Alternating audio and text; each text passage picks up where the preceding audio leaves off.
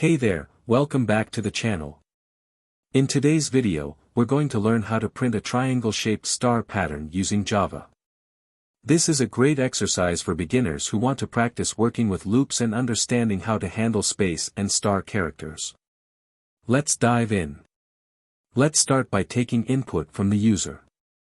We'll use the scanner class to allow the user to define how many rows they want in the triangle. Next, we'll need two loops. The outer loop controls the rows, and the inner loops are responsible for printing the spaces and stars. The first inner loop will print the spaces, which will decrease as we move down each row. The second inner loop will print the stars, which will increase with each row. After each row is printed, we'll use println to move to the next line.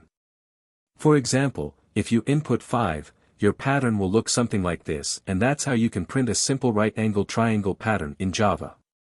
If you enjoyed this tutorial, be sure to give it a thumbs up and leave a comment if you have any questions. Also, make sure to subscribe for more programming tips and tutorials. Thanks for watching, and I'll see you in the next video.